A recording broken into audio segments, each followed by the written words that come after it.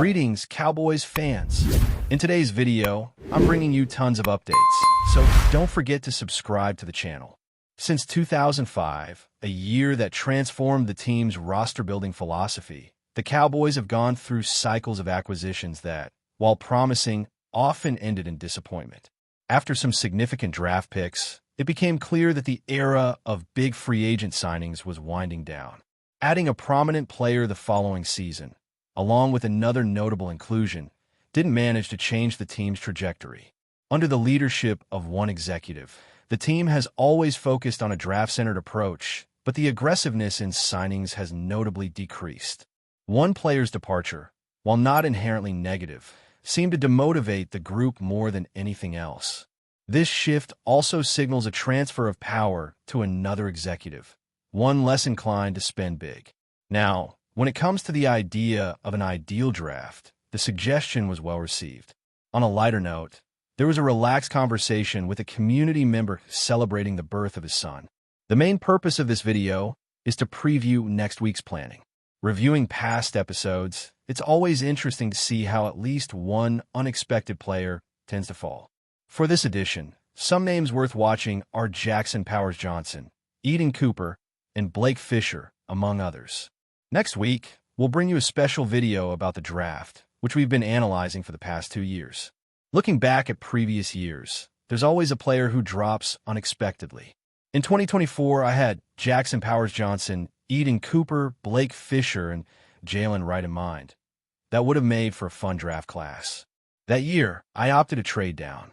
In 2023, I selected Steve Avila and Zach Charbonnet and managed to get overshown in that group, which made for an entertaining experience. And since simulators can be a little off, I ended up with Puka Nacua late on day 3 in 2023. Imagine if that had actually happened. As for quarterback Tyler Bray, I remember him, though he didn't perform well. There's a clear disconnect between local reporters and national simulators when it comes to Amarian Hampton. It's not that the Cowboys don't consider Hampton, but it's unlikely they'll take him at pick 12. National analysts often slot him among the top 25, seeing RB as a need. But it's tough to keep in sync with local decisions like some media professionals do. Even local reporters can be wrong, but most agree Hampton won't be picked at 12. He did get a pre-draft visit, and if he falls, trading down becomes a possibility, though not currently the plan. So, would you take Amarian Hampton in the first round regardless of a trade down? Justify your answer in the comments. That's today's pin poll. Now switching gears, let's talk about Tyreek Williams, the defensive tackle from Ohio State.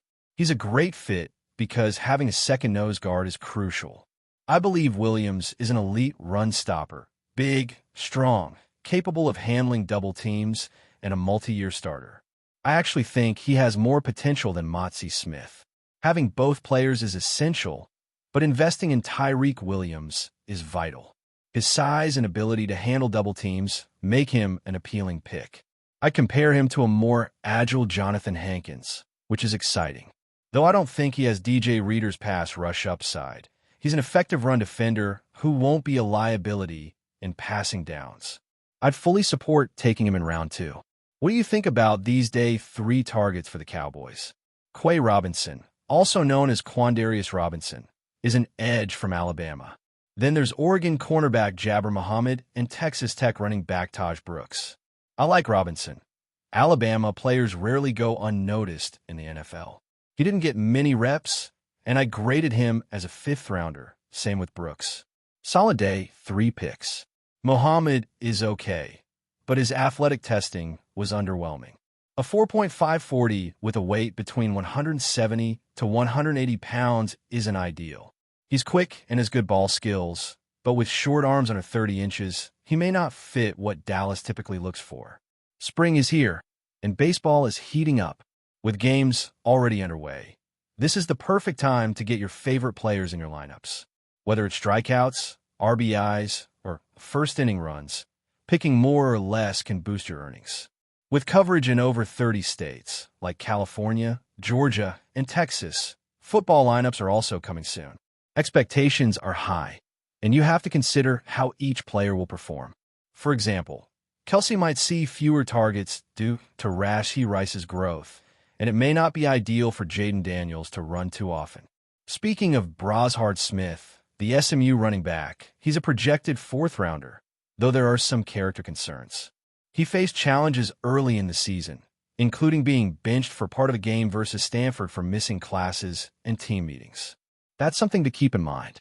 As a converted receiver, he has big play potential and reminds me of Tyrone Tracy from last year. He's shown explosiveness and has value on third downs and returns. However, he may struggle with a heavy workload and could be best suited for a committee role. I believe a pick early in round 3 would be fair. Regarding trades, acquiring a high-profile defensive player just isn't feasible. The team wouldn't invest over $40 million in a player while already carrying another big salary. Chasing a veteran pass rusher doesn't align with the team's long-term vision. Though it sounds exciting, such trades are simply unrealistic. $1 billion to age at edge? Not the path the Mavericks or Cowboys want to take. It would have been ideal if the Cowboys had drafted him, but that ship has sailed. Feel free to drop your trade ideas in the comments. What about trading Micah before the deadline for picks in 2026 and 2027? I worry that even with picks, you're still overspending in the short term. If they don't pay Micah, who are they going to pay? That's why I think the OSA extension was a good move. They're not using that money elsewhere. I prefer to lock in my core players now. I expect a deal similar to CD Lamb's situation. They'll get it done, even if it's a little late and a bit pricey. Trading Micah now or later just means you'll probably use that first-rounder to draft another edge. So you're not really upgrading, just saving money and not reallocating it effectively. Given the team's approach, I'd rather pay my good player now. If you enjoy Cowboys discussions, glad to have you here. Consider subscribing if you haven't already. For more Cowboys content, look for videos analyzing draft prospects.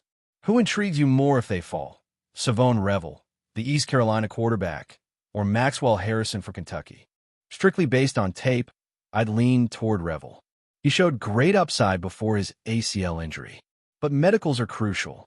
That 30-minute visit was to reevaluate his knee. If he doesn't clear medicals, I'd consider Harrison. Both are solid if you're looking for a nickel. Harrison may project slightly better outside.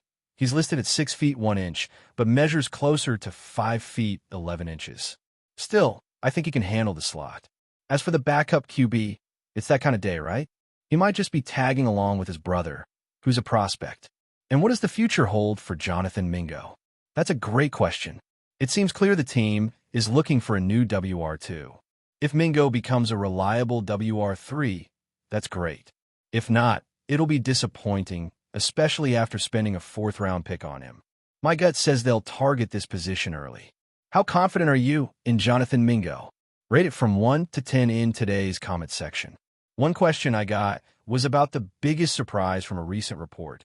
I haven't read all of it yet, but I expect some character insights and surprise family connections. That's always what stands out to me. I already knew someone was high on this QB class, so no huge surprises yet. I plan to read everything thoroughly, especially background info.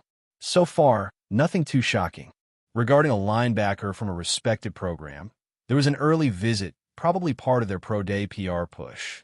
I expect him to go on day 3. He played middle linebacker, but I have concerns about his coverage ability. I wouldn't spend a high pick on a tackler-only type. I can find those later. One pass breakup over 2 years is hard to overlook. A potential trade involving a running back for a 5th and 6th? I'd be open to it, especially if they don't take one early. It might require them to draft one in round 1 or 2, or stick to their preferences. Either way, I consider a 1-year rental acceptable in that scenario. But before we continue, don't forget to subscribe to our channel and give this video a like.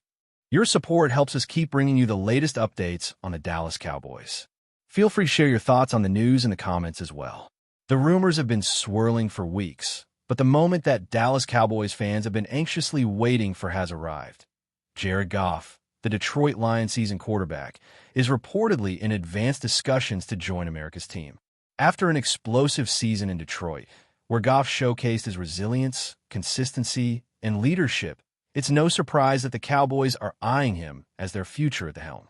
But what does this mean for the future of Dak Prescott, and why are the Cowboys targeting Goff now? Dallas, long known for its strong offensive line and playmaking wide receivers, has struggled to find a quarterback who can consistently lead them deep into the playoffs. Prescott, despite his talent, has faced criticism for falling short in crucial moments. Enter Jared Goff, a quarterback who has not only proven his mettle in high-pressure situations, but has demonstrated his ability to take teams to the biggest stage, leading the Rams to Super Bowl 53 and recently guiding the Lions to their first playoff win in over 30 years. With Goff's experience in big games, the Cowboys believe they've found a quarterback who can elevate their offense to the next level. But Goff's potential move to Dallas isn't without complications. The Cowboys front office is said to be exploring a trade deal with the Lions, who recently extended Goff on a lucrative 4-year contract. Despite the high financial commitment, the Cowboys are reportedly willing to take on the challenge of adjusting Goff's contract to fit their cap space. The motivation is clear. Dallas believes that with Goff at the controls, they could make a serious run at the Super Bowl. But can the Cowboys afford to shake things up, especially with a quarterback as beloved as Prescott still on the roster? A change of this magnitude would undoubtedly have ripple effects across the entire NFC, especially within the division.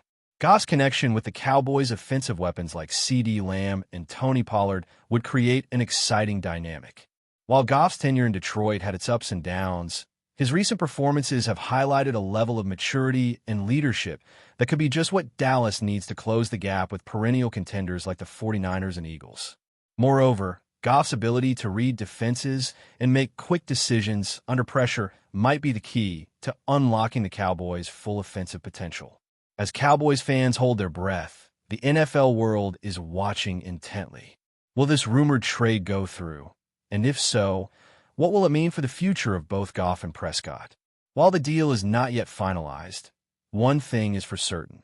Jared Goff's potential move to Dallas is creating a whirlwind of speculation that could forever change the trajectory of the Cowboys' championship hopes. Stay tuned for what comes next in this unfolding saga. That's it for this update.